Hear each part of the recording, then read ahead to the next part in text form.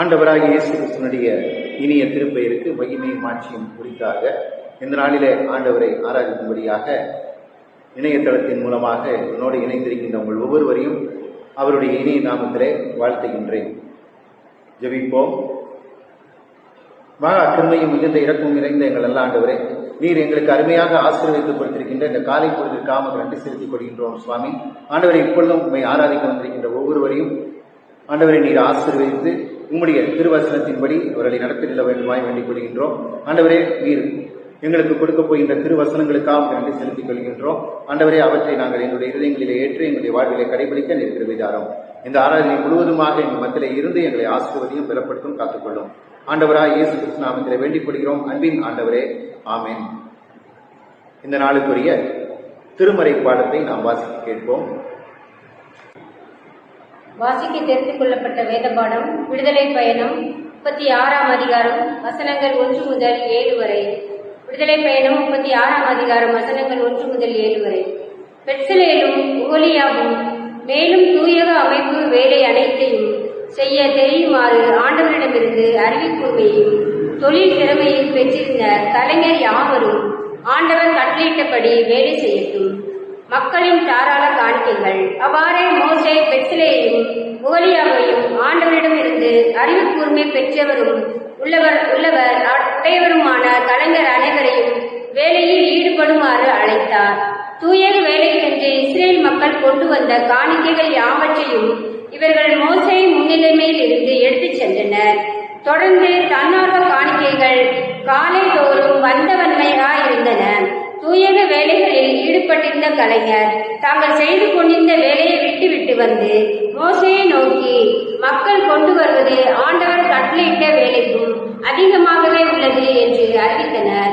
அப்பொழுது மோசே, ஆணோ பெண்ணோ யாராயினும் இனிமேல் தூயகத்துக்காக காணிக்கை கொண்டு வர வேண்டாம் என்று ஒரு கட்டளை பிறப்பிக்க அது பாளையமேக்கும் அறிவிக்கப்பட்டது. எனவே மக்கள் எதையும் கொண்டு வருவதை நிறுத்திவிட்டனர். ஏற்கனவே சேகரித்தது செய்ய வேண்டிய எல்லா வேலைகளுக்கும் போதுமானதாயும் தேவைக்கு மிஞ்சியும் இருந்தது. வாசிக்க தெரிந்து கொள்ளப்பட்ட வேத பாடம் வாசித்து முடிந்தாயிற்று. கிறிஸ்துவை மக்கும் மகிமை உண்டாவதாக. ஆமென். ஆண்டவருடைய இறை செய்திக்காக நாம் ஆண்டவரை நோக்கி மன்றாடுவோம். எங்களுக்கு திருவிழியத்தையும் அதனுடைய வார்த்தைகளையும் அருடைய எங்கள் நல்ல ஆண்டவரே, உம்முடைய வார்த்தைகளை நாங்கள் தியானிக்கும் பொழுது எங்கள் மத்தியில் எங்கள் பிரசனமாய் இருந்து அவற்றின் உண்மைகளை நாங்கள் ஆழமாக புரிந்து கொள்ளவும் அவற்றின்படி நடக்கவும் அந்த வார்த்தைகள் ஒவ்வொன்றும் ஒவ்வொரு நாளும் எங்களுடைய வாழ்விலே புதிய பலனை கொடுக்கவும் கிருபை செய்ய வேண்டுமாய் வேண்டிக் கொள்கின்றோம். ஆண்டவராய் இயேசு கிறிஸ்து மூலமாய் வேண்டிக் கொள்கிறோம் நல்ல பிதாவே, ஆமென். இந்த நாளிலே உங்கள் அனைவருக்கும் நான் தொழிலாளர் தின வாழ்த்துக்களை தெரிவித்துக் கொள்கின்றேன். நேற்று நாம் மே மாதம் 1வது நாள் தொழிலாளர் தினத்தை, உழைப்பாளர் தினத்தை நாம் அனைவரும் சேர்ந்து கொண்டாடினோம். உழைப்பாளர் என்று சொல்லும் பொழுது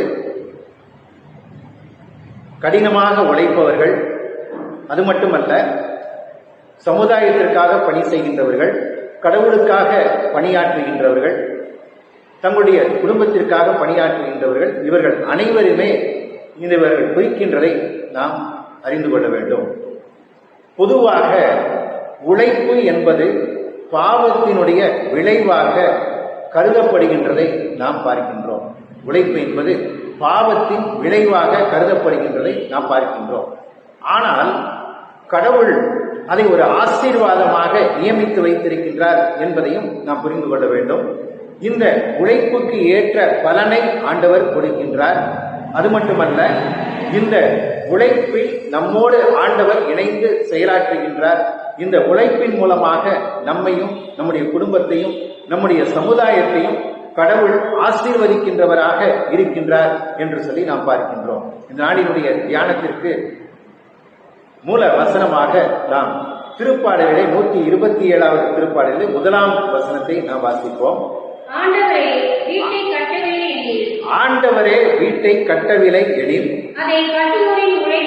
அதை கட்டுவோருடைய உழைப்பு வீணாகும். கடவுள் நம்முடைய உழைப்பை ஆசீர்வதிக்கின்றார்.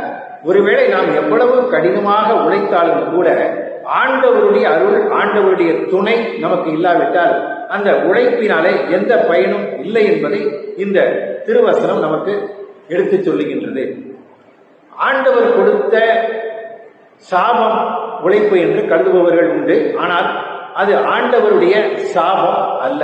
ஏனென்று சொன்னால், ஒருவேளை ஆண்டவர் மனிதனை படைத்து ஏதேன் தோட்டத்திலே வைத்த பொழுதே ஆண்டவர் அவனிடத்திலே சொல்லுகின்றார், அதை அவன் பண்படுத்த வேண்டும், அதை பாதுகாக்க வேண்டும் என்பதற்காகவே ஆண்டவர் மனிதனை கொண்டு போய் இந்த ஏதேன் தோட்டத்திலே வைக்கின்றார். தான் படைத்த ஏதேன் தோட்டத்தை அவன் பண்படுத்த வேண்டும், பாதுகாக்க வேண்டும். அப்படி என்று சொன்னால், பண்படுத்த வேண்டும் என்று சொன்னால் அந்த தோட்டத்திலே அவன் உழைக்க வேண்டும் என்பதுதான் பொருளாக இருக்கின்றது.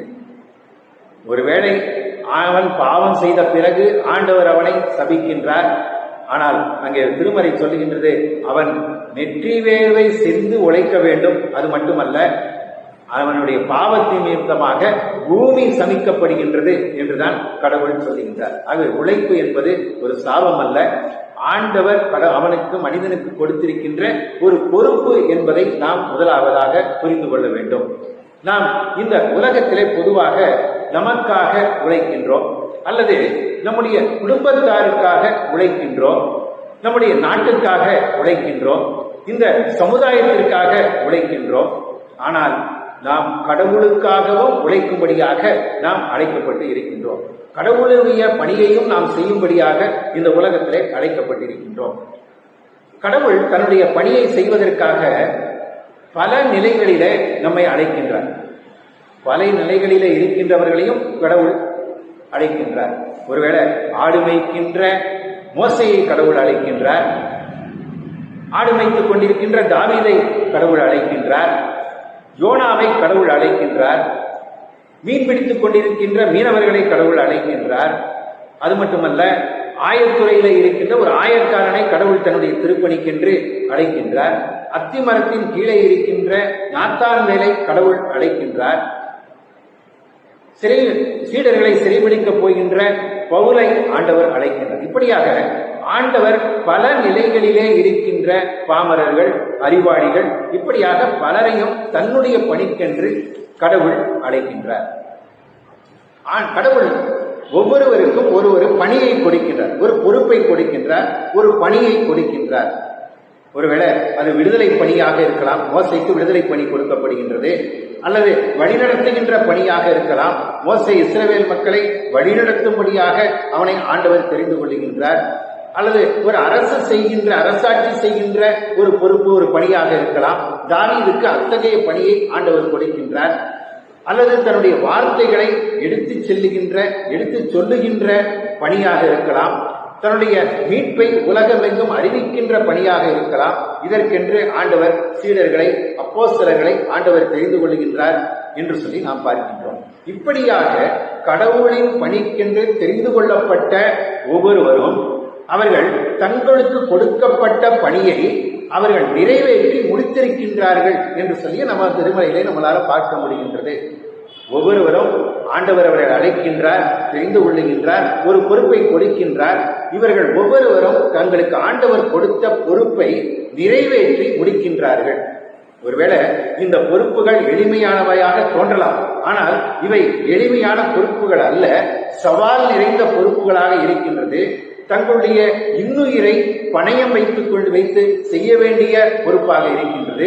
ஆனால் இந்த பொறுப்புகளை அவர்கள் செய்யும் பொழுது அவர்கள் நிந்திக்கப்படுகின்றார்கள், அவர்கள் வசைபாடப்படுகின்றார்கள். மோசே இந்த பொறுப்பை எடுத்து நடத்தும் பொழுது அவனுக்கு பல இன்னல்கள், பல இக்கட்டுகள், எதிர்ப்புகள் அவனுக்கு தோன்றுகின்றதை நம்ம பார்க்கின்றோம். தாவீதுக்கு அவ்வாறே எதிர்ப்புகள் தோன்றுகின்றதை நாம் பார்க்கின்றோம். இப்படி சீடர்கள் இந்த பணியை செய்யும் பொழுது அவர்களுக்கு பலவிதமான துன்பங்கள் வருகின்றன. அவர்கள் தங்களுடைய ஆனாலும் இந்த துன்பங்களுக்கு மத்தியிலே, இந்த பாடுகளுக்கு மத்தியிலே, கஷ்டங்களுக்கு மத்தியிலே இவர்கள் தங்களுடைய பணிகளை ஆற்றி முடிக்கின்றார்கள், வெற்றிகரமாக முடிக்கின்றார்கள். ஒருவேளை தங்கள் வாழ்நாள் முழுவதையுமே ஆண்டவர் இந்த பணிக்கென்று அவர்கள் தத்தம் செய்கின்றதையும் நம்ம பார்க்க முடிகின்றது. அது மட்டுமல்ல, கடவுள் தங்களுக்கு கொடுத்த அந்த பணியை உண்மையோடும் உத்தமத்தோடும் அவர்கள் கரிசனையோடும் அவர்கள் செய்து முடிக்கின்றார்கள். கடவுளுடைய பணியிலே இவ்வாறு தங்கள் முழு முயற்சியையும் அவர்கள் ஈடுபடுத்துகின்றார்கள் என்று சொல்லி நம்ம பார்க்கின்றோம். கடவுளுடைய பணியில இவர்கள் முழுமையாக பங்கு கொள்ளுகின்றார்கள். இந்த நாளிலே கொடுக்கப்பட்டிருக்கின்ற பொருள் என்ன என்று சொன்னால் கடவுளுடைய பணியிலே பங்கு கொள்ளுதல். கடவுளுடைய பணியிலே பங்கு கொள்ளுதல். நாம் பார்த்த இவர்கள் எல்லோரும் கடவுள் தங்களுக்கு இட்ட பணியிலே முழுமையாக பங்கு கொண்டு அதை வெற்றியும் பெறுகின்றார்கள் என்று சொல்லி நாம் பார்க்கின்றோம். 1 கொரிந்தியர் 15ஆம் அதிகாரம் 10ஆம் வசனம் பவுல் சொல்லுகின்றார், திருத்தூதர்கள் எல்லோரையும் விட நான் மிகுதியாக பாடுபட்டு உழைத்தேன். உண்மையில் கடவுளின் அருளே அவ்வாறு என்னை உழைக்கச் செய்தது. ஆண்டவர் தம் பணியாளர்களுக்கு அடிக்கடி கூறுகின்ற வார்த்தை, நீ அஞ்சாதே, நான் உன்னுடனே கூட இருக்கின்றேன். நீ அஞ்சாதே, நான் உன்னுடனே கூட இருக்கின்றேன் என்று சொல்லுகின்றார். இத பவுல் என்ன சொல்ல, திருத்தூதர்கள் எல்லோரையும் விட மிகுதியாக நான் உழைத்தேன், பாடுபட்டு உழைத்தேன். உண்மையில் கடவுளுடைய அருளே அவ்வாறு என்னை உழைக்க செய்தது என்று சொல்லி அவர் சொல்லுகின்றார். பாடுபட்டு பவுல் உழைக்கின்றார், உழைத்து, ஆனால் அவர் சொல்லுகின்றார், இந்த உழைப்பிற்கு காரணம் யார் என்று சொன்னால் கடவுளுடைய அருள் என்று சொல்லி அவர் சொல்லுகின்றார். நாம் நம்மோடு நம்முடைய உழைப்பிலே கடவுள் நம்மோடு இருக்கின்றார். தன்னுடைய திருப்பணியாளர்களோடு கடவுள் இருக்கின்றார். நம் ஒவ்வொருவருக்கும் ஆண்டவர் ஒரு பொறுப்பை கொடுத்திருக்கிறார். மோசேக்கு மட்டுமல்ல, தாவீதுக்கு மட்டுமல்ல, நம் ஒவ்வொருவருக்கும் ஆண்டவர் ஒரு பொறுப்பை கொடுத்திருக்கிறார். நம்ம ஒவ்வொருவரையும் ஆண்டவர் அழைத்திருக்கின்றார். நம் ஒவ்வொருவரையும் ஆண்டவர் தெரிந்து கொண்டிருக்கின்றார். நம் ஒவ்வொருவருக்கும் ஆண்டவர் ஒரு பொறுப்பை நமக்கு கொடுத்திருக்கின்றார். அந்த பொறுப்பை நமக்கு வழிகாட்டிகளாக விளங்கிய நம்முடைய மூதாதையர் அல்லது அந்த சீடர்கள் எப்படி செய்து முடித்தார்களோ அந்த வண்ணமாக உண்மையோடும் உத்தமத்தோடும் உண்மையான கரிசனையோடும் முழு மனதோடும் முயற்சியோடும் இந்த பொறுப்பை நாம் நிறைவேற்றி முடிக்கின்றவர்களாக நாம் இருக்க வேண்டும். ஒருவேளை அந்த பொறுப்பு ஒரு விவசாயமாக இருக்கலாம், அல்லது அது ஒரு வியாபாரமாக இருக்கலாம், ஒரு ஆசிரியர் பணியாக இருக்கலாம், ஒரு அரசு வேலையாக இருக்கலாம், அல்லது தினசரி ஒரு கூலியாக இருக்கலாம், ஒரு சமுதாய பணியாக இருக்கலாம், அல்லது இறைப்பணியாக இருக்கலாம். இப்படி எப்படிப்பட்ட பணியாக இருந்தாலும், ஒரு மருத்துவ பணியாக இருக்கலாம், இப்படி எந்த பணியாக இருந்தாலும் இது ஆண்டவர் எனக்கு கொடுத்திருக்கின்ற பணி என்பதை நாம் உணர்ந்து, நாம் உண்மையோடு இது கடவுளுடைய பணி என்பதை உணர்ந்து நாம் செயலாற்ற வேண்டியவர்களாக நாம் அழைக்கப்பட்டிருக்கின்றோம். நமக்கு பல இன்னொரு வேலைகள் இருக்கலாம். ஆனால் அந்த வேலைகள் மத்தியில, கஷ்டங்கள் மத்தியில, துன்பங்கள் மத்தியிலே கூட, குடும்ப பொறுப்புகள், சமுதாய பொறுப்புகள், இவற்றின் மத்தியிலே கூட நாம் ஆண்டவருடைய பணியை நாம் நிச்சயமாக செய்து முடிக்கிறதிலே, ஆண்டவருடைய பணியில பங்கு கொள்வதிலே நாம் ஒருவொழுதும் தவறிவிடக்கூடாது. கடவுளுடைய வசனத்தை அறிவிப்பது மட்டும் திருப்பணி என்று சொல்லும் நாம் நினைக்க கூடாது. கடவுளுடைய பணியை நான் செய்யறேன் அப்படிங்கன்னா ஆண்டவருடைய வசனத்தை அறிவிப்பது மட்டும் திருப்பணி அல்ல. நம்முடைய வாழ்வே ஒரு திருப்பணியாக இருக்கின்றது. நம்முடைய வாழ்வே கடவுளுடைய பணியாக இருக்கின்றது. நம்முடைய நல்ல நடத்தை, நாம் செய்கின்ற நல்ல செயல்கள், இவை ஒவ்வொன்றும் கடவுளுடைய பணிதான் என்பதை நாம் உணர்ந்து கொள்ள வேண்டும். மத்தேயு 5ஆம் அதிகாரம் 16ஆம் வசனத்திலே கடவுள் இயேசு கிறிஸ்து சொல்லுகின்றார், இவ்வாறே உங்கள் ஒளி மனிதர் முன் ஒளிர்க. இவ்வாறே உங்கள் ஒளி மனிதர் முன் ஒளிர்க. அப்பொழுது அவர்கள் உங்கள் நற்செயல்களை கண்டு உங்கள் விண்ணக தந்தையை போற்றி புகழ்வார்கள். உங்களுடைய நற்செயல்கள் ஆண்டவருக்கு மகிமை சேர்க்கின்றதாக இருக்கின்றது. ஆண்டவரை மற்றவர்கள் மகிமைப்படுத்தும்படியாக அது இருக்கின்றது என்பதை நாம் அறிந்து கொள்ள வேண்டும். ஆகவே நம்ம நற்செயல்களை புரிவதும் ஆண்டவருடைய பெயரை மகிமைப்படுத்துகின்றதாகவே இருக்கின்றது. நாம் பணியை செய்கின்றவர்களை குறித்து பார்த்தோம். கடவுள் தெரிந்து கொள்ளப்பட்டவர்கள், பணியை செய்தவர்கள், இவர்களை குறித்து பார்த்தோம். இந்த பணியை எவ்வளவு ஆழமாக இவர்கள் புரிந்து கொண்டு அதை ஏற்றுக்கொண்டு ஆண்டவருக்கு பணி செய்தார்கள் என்பதை குறித்து நாம் பார்க்க வேண்டும் என்று சொல்ல, ஒரே ஒரு காரியத்தை குறித்து நம்மளால் பார்க்க முடியும். பவுல், பேதுரு, யாக்கோபு, யோவான், யூதா, இவர்கள் அனைவருமே ஆண்டவராலே தெரிந்து கொள்ளப்பட்டவர்கள். இங்க நாம் சொல்லுகின்ற இந்த யோவானும் யூதாவும் கடவுளுடைய இயேசு கிறிஸ்துவுடைய சகோதரர்கள். இவர்கள் எல்லோரும் ஆண்டவரை இட்ட பணியை எவ்வளவு தீவிரமாக எடுத்துக் கொள்கின்றார்கள், எவ்வளவு ஆழமாக அதை உணர்ந்து எப்படிப்பட்ட ஆழமான சிந்தையோடு அதை ஏற்றுக்கொண்டு செயல்படுகிறார்கள் என்பதை குறித்து பார்க்கும் பொழுது ரோமர் 1 அதிகாரம் 1 வசனத்திலே பவுல் சொல்லுகின்றார், இறை மக்களாக அழைக்கப்பட்டுள்ள ரோமை நகர மக்களுக்கு இயேசு கிறிஸ்துவினுடைய பணியாளரும் திருத்தூதனாக அழைக்கப்பெற்றவனும் கடவுளின் நற்செய்தி பணிக்கென ஒதுக்கி வைக்கப்பட்டவனுமாகிய பவுல் எழுதுவது, இயேசு கிறிஸ்துவினுடைய பணியாளனும் திருத்தூதனாக அழைக்கப்பட்டவனும் கடவுளின் நற்செய்தி பணிக்கென்று ஒதுக்கி வைக்கப்பட்டவனுமாகிய பவுல் எழுதுவது என்று சொல்லி ரோமையருக்கு எழுதும்போது பவுல் ஆரம்பிக்கின்றார். இங்க இயேசு கிறிஸ்துவினுடைய பணியாளர் அப்படின்னு சொல்லும் பொழுது, இயேசு கிறிஸ்துவனுடைய வேலைக்காரன் அப்படின்னு சொல்லும் பொழுது, அங்கே திருமறையில கிரேக்க மூல பதத்திலே அங்கே மூலமாக கிரேக்க மூல மொழியிலே அங்கே என்ன எழுதப்பட்டிருக்கின்றது என்று சொன்னால், அங்க டவுலாஸ் என்கின்ற ஒரு வார்த்தை, கிரேக்க வார்த்தை அங்க மூளை அங்க பதிவு செய்யப்பட்டிருக்கின்றது. அங்க பணியாளன், பவுல் பணியாளன் என்ற வார்த்தைக்கு ஒரிஜினல் கிரீக் வேர்ட் என்ன என்று சொன்னால் டவுலாஸ் என்கின்ற வார்த்தை பயன்படுத்தப்பட்டிருக்கின்றது. அதற்கு பொருள் என்ன என்று சொன்னால் இன் பாண்டேஜ், அதாவது இன் பாண்டேஜ் என்னும் பொழுது கிறிஸ்துவுக்கு அடிமையான பணியாளர் என்று சொல்லி அங்க அதை சரியாக மொழிபெயர்க்க வேண்டும் என்று சொன்னால் அந்த டவுலாஸ் என்கின்ற வார்த்தையை கிறிஸ்துவுக்கு அடிமையான பணியாளர் என்று தான் நம்ம மொழிபெயர்க்க வேண்டும். ஆகவே அதை அப்படி சொல்லிதான் இந்த பவுல் எழுதுகிறார். நான் கிறிஸ்துவுக்கு அடிமையான பணியாளர். அடிமை என்று சொன்னால் அவ்வளவு கிறிஸ்துவுக்கு அடிமையாக, அடிமை வேலைக்காரனாக கடவுள் பவுல் தன்னை கருதுகின்றார். பவுல் மட்டுமல்ல, பவுல் சொல்லுகின்றார் திருத்தூதர் பணிகள் 9 அதிகாரம் 15-16 வசனங்களை நாம் பார்க்கும் பொழுது கடவுள் கொடுத்த பணியை எவ்வளவு ஆழமாக பவுல் புரிந்து கொள்கின்றார், எப்படி செயல்படுகின்றார் என்பதை நம்ம உணர்ந்து கொள்ள முடியும்.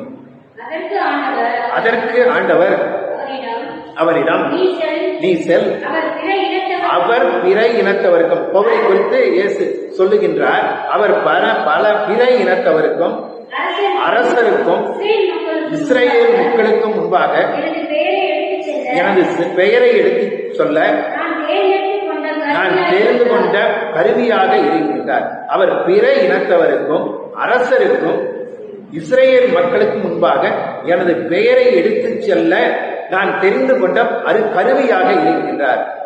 என் பெயரின் பொருட்டு அவர் எத்துணை துன்புற வேண்டும் என்பதை நான் அவருக்கு எடுத்து காட்டுவேன் அப்படின்னா அவருடைய பணியை அங்க கடவுள் நிர்ணயித்து கொடுக்கின்றார். இப்படியான பணியை பவுல் செய்ய வேண்டும். இதை குறித்து கலாத்தியர் 1 அதிகாரம் 15வது வசனத்திலே பவுல் எழுதுகின்றார், ஆனால் தாயின் வயிற்றில் இருந்த போதே என்னை தமக்கென ஒதுக்கி வைத்து தமது அருளால் என்னை அழைத்த கடவுள் தன் மகனை பற்றிய நற்செய்தியை பிற இனத்தவருக்கு நான் அறிவிக்குமாறு அவரே எனக்கு வெளிப்படுத்த திருவுளம் கொண்டார். அப்போது நான் எந்த மனிதரிடம் போய் கலந்து பேசவில்லை. கடவுள் எனக்கு இந்த பணியை கொடுத்தார். நான் எந்த மனிதரையும் கலந்து ஆலோசிக்கவில்லை. நான் மனிதர்கிட்ட போய் கேட்கல. ஆனால் என்ன செய்தார்? தொடர்ந்து வாசிங்க. எனக்கு முன் திருத்தூதர்களாய் இருந்தவர்களை காண எருசலேமுக்கு போகவும் இல்லை, அவர்களை போய் நான் பார்க்கவும் இல்லை. ஆனால் நான் என்ன செய்தேன் என்றால் உடனே அரேபியாவுக்கு சென்றேன். அங்கிருந்து தமஸ்கு நகருக்கு திரும்பினேன். நான் உடனே ஆண்டவருக்கு கீழ்ப்படிந்து நான் போய் மனிதர்களிடத்திலே கேட்கவில்லை, என்னுடைய உற்றார் உறவினரிடத்திலே கேட்கவில்லை, அல்லது திருத்தூதர்களிடத்திலே போய் நான் கலந்து ஆலோசிக்கவில்லை. கடவுள் எனக்கு கொடுத்த பணியை உடனே நான் என்ன செய்தேன்? அரேபியாவுக்கு சென்றேன். அங்கிருந்து தமஸ்கு நகருக்கு திரும்பினேன் என்று சொல்லுகின்றார். ஆகவே கடவுள் இட்ட பணியை உணர்ந்து உடனடியாக பவுல் செயல்படுகின்றதை நம்ம இங்க பார்க்க முடிகின்றது. பேதுரு எழுதுகின்றார். பேதுருவும் எழுதுகின்றார். பேதுரு என்ன எழுத? 1 பேதுரு 1 அதிகாரம் 2 பேதுரு 1 அதிகாரம் 1 வசனம். அங்க பேதுரு எழுதுகின்றார், இயேசு கிறிஸ்துவினுடைய பணியாளனும் திருத்தூதனுமாகிய சீமோன் பேதுரு எழுதுவது என்று சொல்லி எழுதுகின்றார். அப்ப இங்கேயும் அவன் பணியாளர் என்று சொல்லுகின்ற அந்த மூல வார்த்தை எதுவாக இருக்கின்றது என்று சொன்னால் அந்த கிரேக்க வார்த்தையான டவுலாஸ் என்கின்ற வார்த்தை தான் இதற்கும் அந்த கிரேக்கத்திலே எழுதப்பட்டிருக்கின்றது. ஆகவே பேதுருவும் சொல்லுகின்றார், நான் அடிமையாகிய பணியாளன், ஒரு அடிமை பணியாளன் என்று சொல்லி அங்கே தன்னை பேதுருவும் குறிப்பிடுகின்றார். தொடர்ந்து பேதுரு எழுதுகின்றார். 1 பேதுரு 2ஆம் அதிகாரம் 16ஆம் வசனத்திலே பேதுரு சொல்லுகின்றார், நீங்கள் கடவுளுக்கே அடிமையாக இருங்கள் என்று சொல்லி அவர் பிறருக்கு ஆலோசனை கொடுக்கின்றார். கடவுளுடைய பிள்ளைகளுக்கு அவர் கொடுக்கின்ற ஆலோசனை, நீங்கள் கடவுளுக்கே அடிமைகளாக இருங்கள். நம்ம கடவுளுக்கு தான் அடிமைகளாக இருக்க வேண்டும், கடவுளுக்கு அடிமையாக இருந்து கடவுளுடைய பணியை நாம் செய்ய வேண்டும் என்று சொல்லி பேதுரு எழுதுகின்றார். யாக்கோபை குறித்து பார்த்தோம். யாக்கோபும் இதை எப்படிதான் எழுதுகிறார்? யாக்கோபு 1ஆம் அதிகாரம் 1ஆம் வசனத்திலே அவர் என்ன எழுதுகின்றார் என்று சொன்னால், ஆண்டவராகிய இயேசு கிறிஸ்துவுக்கு பணியாளராகிய யாக்கோபு எழுதுவது. ஆண்டவராக இயேசு கிறிஸ்துவனுடைய பணியாளராக யாக்கோபு. இங்கேயும் அந்த டவுலாஸ் என்கின்ற வார்த்தை தான், கிரேக்க வார்த்தை தான் பயன்படுத்தப்பட்டிருக்கின்றது. அதே மாதிரி யூதா எழுதுகின்றார். யூதா 1ஆம் அதிகாரம் 1ஆம் வசனத்தில் யூதா எழுதுகின்றார், இயேசு கிறிஸ்துவனுடைய பணியாளனும் யாக்கோபின் சகோதரனுமாகி யூதா எழுதுவது என்று சொல்லி அங்கேயும் எனது பணியாளர் என்கின்ற வார்த்தைக்கு டவுலாஸ் என்கின்ற அந்த பதம் தான் பயன்படுத்தப்படுகின்றது. ஆகவே அத்தனை பேரும் என்ன எழுதுகின்றார்கள்? பணியாளர்கள், நாங்கள் கடவுளுக்கு, இயேசு கிறிஸ்துவுக்கு, கடவுளுக்கு அடிமையான பணியாளர்கள் என்று சொல்லி தங்களை இவர்கள் குறிப்பிடுகின்றார்கள். அப்படி என்று சொன்னால் ஆண்டவர்கிட்ட பணியை எவ்வளவு ஆழமாக சிந்தித்து எப்படிப்பட்ட சூழ்நிலையிலே இதை ஏற்றுக்கொண்டிருக்கின்றார்கள், செயல்பட்டிருக்கின்றார்கள் என்பதை குறித்து நம்மளால புரிந்து கொள்ள முடியும். நாம் எவ்வாறு கடவுளுக்கு வேலை செய்ய வேண்டும்? இவர்கள் எல்லாம் இப்படி வேலை செய்தார்கள், ஒரு அடிமையை போல தங்களை கருதி ஆண்டவருக்கு பணி செய்தார்கள். நாம் எப்படி ஆண்டவருக்காக வேலை செய்ய வேண்டும்? இதையும் பவுல் எழுதுகின்றார்.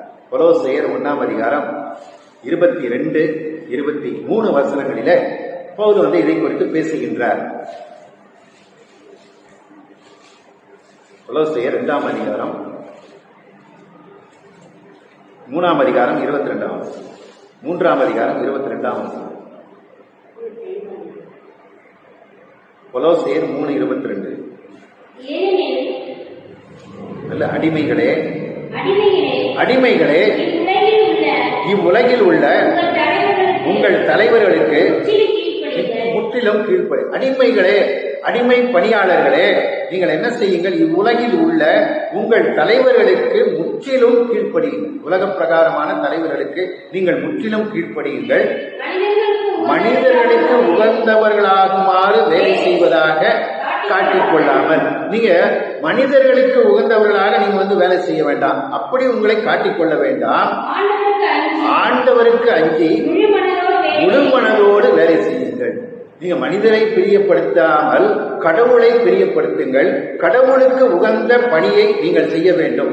ஆண்டவருக்கு அஞ்சி முழு மனதோடு நீங்கள் வேலை செய்ய வேண்டும் என்று சொல்லி பவுல் சொல்லுகின்றார். ஆகவே நாம் கடவுளுக்கு உகந்தவர்களாக கடவுளுக்கு அஞ்சி முழு மனதோடு அவருடைய பணியை செய்ய வேண்டும். 23ஆம் வசனம். நீங்கள் செய்கின்ற அனைத்து வேலைகளிலும், நீங்க எந்த வேலையை செஞ்சாலும் சரி, நீங்க எந்த பணியை செய்தாலும் சரி, எந்த பணியில இருந்தாலும் சரி, அந்த வேலைகளை மனிதர்களுக்காக அல்ல, மனிதரை பிரியப்படுத்துவதற்காக அல்ல, மனிதர்களுக்காக அல்ல, நாங்கள் ஆண்டவருக்காகவே இந்த வேலையை செய்கின்றோம் என உணர்ந்து உளமாற செய்யுங்கள். ஒருவேளை ஆசிரியர் பணியாக இருந்தாலும், நான் இதை மனிதருக்கு செய்யல, இது கடவுளின் பணி, இது கடவுளுக்காக நான் செய்கின்றேன் என்று சொல்லி அந்த வேலையை செய்யுங்கள். அல்லது ஒரு கூலியாளாக நீங்கள் வேலை செய்தாலும், நீங்கள் இது கடவுளுடைய பணி, இது என்னுடைய, இது மனிதருக்காக நான் செய்யல, கடவுளுக்காக செய்கின்றேன் என்று சொல்லி நீங்கள் உணர்ந்து செய்யும் பொழுது அந்த பணியை நீங்கள் உண்மையாக செய்வீர்கள், நீங்கள் உளமாற செய்வீர்கள். அதுதான் அவர் சொல்லுகின்றார். ஆகவே இப்படியாக பணியாற்றும்படியாக நாம் அழைக்கப்பட்டிருக்கின்றோம்.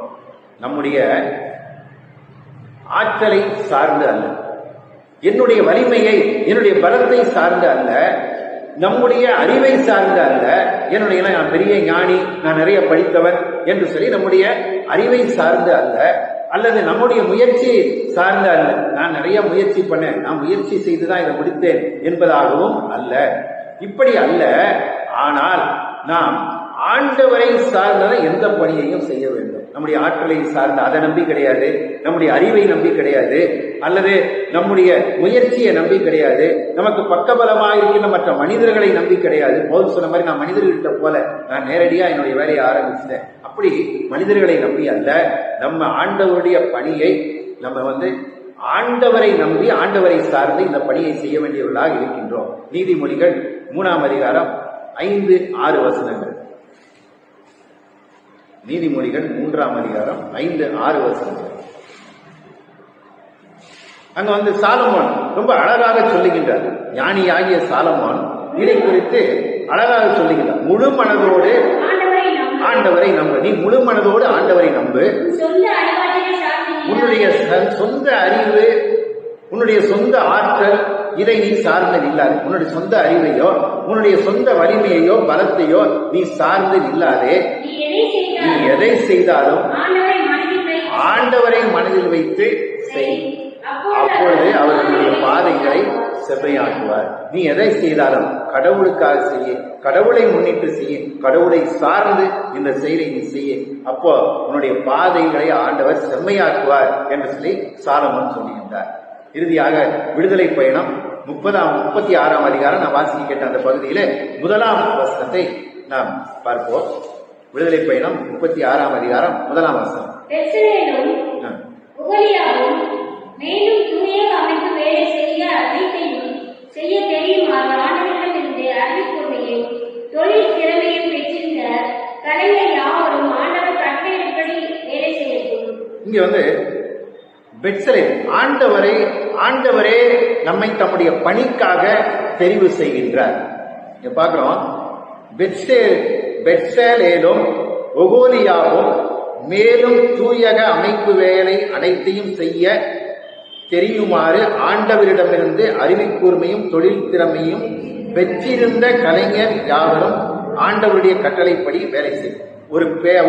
ஒருவரை பெத்சேல் என்கின்ற ஒருவரை, ஒகாலியா என்ற ஒருவரை ஆண்டவர் தன்னுடைய பணிக்கென்று ஆண்டவர் தெரிந்து கொள்கின்றார். தன்னுடைய திரு உறைவிடத்தை அமைத்துக் கொடுக்குமாறு ஆண்டவர் அவர்களை தெரிந்து கொள்கின்றார். நம்மை ஆண்டவர் பெயர் சொல்லி அழைத்து தன்னுடைய பணிக்கென்று நம் ஒவ்வொருவரையும் ஆண்டவர் தெரிந்து கொள்ளுகின்றார். இரண்டாவது பார்க்கும் பொழுது ஆண்டவரே தம்முடைய பணியை ஆற்ற அறிவு கூர்மையையும் செயல் திறனையும் ஆண்டவர் கொடுக்கின்றார். தொழில் திறமையையும் ஆண்டவர் தான் கொடுக்கின்றார். அதாவது இந்த செயல் தூயக அமைப்பு வேலை அனைத்தையும் செய்ய தெரியுமாறு ஆண்டவரிடமிருந்து அறிவு கூர்மையையும் தொழில் திறமையையும் பெற்றிருந்த கலைஞர். அப்ப இவர்கள் எங்கிருந்து இந்த அறிவு கூர்மையை பெற்றுக் கொண்டார்கள், எங்கே இருந்து தொழில் திறமையை பெற்றுக் கொண்டார்கள் என்று சொன்னால் ஆண்டவரிடமிருந்து பெற்றுக் கொண்டார்கள். கடவுள் தான் அவர்களை தெரிந்து கொள்கின்றார், அவர்களுக்கு அறிவு கூர்மையை கொடுக்கின்றார், தொழில் திறமையையும் ஆண்டவர் தான் கொடுக்கின்றார். நம்மை தெரிந்து கொள்கின்ற ஆண்டவர் நமக்கு அறிவு, ஆற்றல், திறமை எல்லாத்தையும் கண்டிப்பாக கொடுப்பார். ஆண்டவருடைய மூன்றாவது, ஆண்டவர் கட்டளையிட்டபடி நாம் வேலையை செய்ய வேண்டும். ஆண்டவர் கட்டளையிட்டபடி வேலை செய்யட்டும் என்று சொல்லி அங்க சொல்லப்படுகின்றது. ஆண்டவர் கட்டளையின்படி நம்முடைய வேலையை நம்ம செய்து கொண்டே போக வேண்டியவர்களாக இருக்கின்றோம். அப்படி செய்யும் பொழுது நம்முடைய உழைப்புக்கு ஏற்ற பலனை ஆண்டவர் அருளுகின்றார். நம்ம ஆண்டவருக்கு உண்மையாக, ஆண்டவரை சார்ந்து, ஆண்டவருக்கு உண்மையாக உத்தமமாக நாம் பணிகளை செய்யும் பொழுது ஆண்டவர் தன்னுடைய உழைப்புக்கு ஏற்ற பலனை நமக்கு அருளுகின்றவராக இருக்கின்றார். கர்த்தர் தாமே நாம் அப்படிப்பட்ட உண்மையான உத்தமமான வேலைக்காரராக ஒரு அடிமையை போல ஆண்டவருக்கு பணி செய்யும்படியாகும், நம்ம உழைப்புக்கு ஏற்ற பலனை பெற்றுக் கொள்ளும்படியாகும் அனைவரையும் ஆசீர்வதிப்பாராக. ஆமென். திருச்சபைக்கான அறிவிப்புகள். இந்த வாரத்திலே தங்களுடைய பிறந்த நாளை கொண்டாடுகின்றவர்கள் ஜே தேவநாதன் 3ஆம் தேதி தன்னுடைய பிறந்த நாளை கொண்டாடுகின்றார். பி அமிர்தராஜ் 3ஆம் தேதி தன்னுடைய பிறந்த நாளை கொண்டாடுகின்றார். பி ஞானக்கண் 5ஆம் தேதி தன்னுடைய பிறந்த நாளை கொண்டாடுகின்றார். பிரின்ஸ் தேவ சுந்தரம் 6ஆம் தேதி தன்னுடைய பிறந்த நாளை கொண்டாடுகின்றார். இவர்கள் அனைவருக்கும் திருச்சபையின் சார்பாக பிறந்த நாள் வாழ்த்துக்களை தெரிவித்துக் கொள்கின்றோம். இம்மானுவேல் மரியா தம்பதியார் 3ஆம் தேதி தங்களுடைய திருமண நாளை கொண்டாடுகின்றார்கள். ஜி.ஆர். பிரான்சிஸ் ஜெயராஜ் தீபா தம்பதியார் 6ஆம் தேதி தங்களுடைய திருமண நாளை கொண்டாடுகின்றார்கள். சுந்தர் மனோவா ஸ்டெல்லா மேரி தம்பதியார் 7ஆம் தேதி தங்களுடைய திருமண நாளை கொண்டாடுகின்றார்கள். இவர்கள் அனைவருக்கும் திருமண நாள் வாழ்த்துக்களை தெரிவித்துக் கொள்கின்றோம்.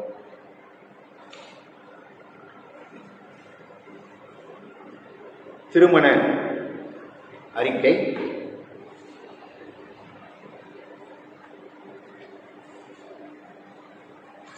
தென்னிந்திய திருச்சபை சென்னை பேராயம் வேப்பம்பட்டு குருசேகரம் நல்மீட்பர் ஆலயம் சபையைச் சேர்ந்த திரு தனபால் திருமதி லூசி வினோலியா அவர்களின் மகன் செல்வன் டி அமிர்தராஜ் அவர்களுக்கும் தென்னிந்திய திருச்சபை சென்னை பேராயம் அண்ணாநகர் மேற்கு CSI லவ்விங் ஷெப்பர்ட் ஆலயத்தைச் சேர்ந்த திரு வி நாகராஜன் மார்க் திருமதி N எலிசபெத் ராணி அவர்களின் மகள் செல்வி ஜெசியால் ராஜ் டி அவர்களுக்கும் திருமணம் செய்ய நிச்சயிக்கப்பட்டுள்ளது. இத்தூய திருமணத்தில் இணைக்கக்கூடாதபடி நியாயமான காரணம் அல்லது தடை இருப்பின் அதை சபை ஆயருக்கு எழுத்தின் மூலமாக தெரிவிக்கும்படியாக கேட்டுக்கொள்கிறோம். இது இவர்களுக்கு இரண்டாவது திருமண அறிக்கை. நம்முடைய திருச்சபையை சேர்ந்த பெருமாள்பட்டு ஊழியரும் பல கிராம சபைகளிலே முன்னாள் பணிபுரிந்த ஊழியரும் ஆகிய திரு S இருதயராஜ் அவர்கள் 30/4/2021 அன்று காலை 2 மணி அளவிலே கர்த்தருக்குள் திரையடைந்தார். ஆகவே அவர் பிரிந்து வாடுகின்ற அவருடைய குடும்பத்தாருக்காகவும் உற்றார் உறவினருக்காகவும் நண்பர்களுக்காகவும் ஆறுதல் உண்டாகும்படியாக திருச்சபையார் ஒவ்வொருவரும் ஜெபித்துக் கொள்ளும்படி உங்களை அன்போடு கேட்டுக்கொள்கிறோம். ஜெபிப்போம். எங்கள் நல்ல ஆண்டவரே, நீர் எங்களுக்கு அருமையாக ஆசீர்வதித்து கொடுத்த இந்த நாளுக்காக ஜெபிக்கிறோம் சுவாமி. ஆண்டவரே, இந்த உழைப்பாளர் தினமாகிய நேற்று நாங்கள் கொண்டாடிய நாளை ஆண்டவரே, இந்த நாளிலே அதற்கேற்ற வசனங்களை நாங்கள் தியானிக்கும்படியாக நீர் எங்களுக்கு கிருபை பாராட்டி இருக்கின்றீர். எங்கள் ஒவ்வொருவரையும் ஆண்டவரே நீர் உம்முடைய பணியாளராக தெரிந்து கொண்டிருக்கின்றீர். ஆண்டவரே, அந்த பணியை நாங்கள் செய்யும்படியாக நீர் எங்கள் ஒவ்வொருவருக்கும் அறிவை கொடுத்திருக்கின்றீர், ஆற்றலை கொடுத்திருக்கின்றீர், பலத்தை கொடுத்திருக்கின்றீர். அதற்காக நாங்கள் நமக்கு நன்றி செலுத்திக் கொள்கின்றோம் சுவாமி. தொழில் திறமை எங்களுக்கு கொடுத்திருக்கின்றீர், அதற்காக நமக்கு நன்றி செலுத்திக் கொள்கின்றோம். ஆண்டவரே, நாங்கள் உண்மையோடும் உத்தமத்தோடும் நீர் எங்களுக்கு கொடுத்திருக்கின்ற பணிகளை செய்யவும் அப்பணிகளின் மத்தியிலே கூட ஆண்டவரே உம்முடைய திருப்பணியையும் நாங்கள் இணைந்து செய்யவும் அதிலே பங்கு கொள்ளவும் நீர் எங்களுக்கு கிருபை செய்ய வேண்டுமாய் வேண்டிப்படுகின்றோம். ஆண்டவரே, இப்பொழுதும் எங்களுடைய திருச்சபையில பிறந்த நாள் திருமண நாளை கொண்டாடுகின்ற ஒவ்வொருவரையும் உடைய கரங்களிலே வைக்கின்றோம் சுவாமி. ஆண்டவரே, இந்த கொரோனா தொற்று காலங்களிலே இந்த கொரோனா தொற்றின் மூலமாக ஆண்டவரே வியாதிப்பட்டவர்களை நாங்கள் உங்களுடைய கரங்களிலே வைக்கின்றோம். மருத்துவமனைகளிலே ஆண்டவரே சேர்க்கப்பட்டுள்ளவர்களை உங்களுடைய கரங்களிலே வைக்கின்றோம் சுவாமி. ஆண்டவரே, அது மட்டுமல்ல, இன்னும் பலர் இந்த நோய்க்கு உள்ளாகி ஆண்டவரே ஆபத்தான நிலையிலே இருக்கின்றார்கள். ஆண்டவரே, அவர்களும் சுகம் பெற்று வீடு திரும்ப கிருபை செய்ய வேண்டுமாய் வேண்டிக் கொள்கின்றோம்.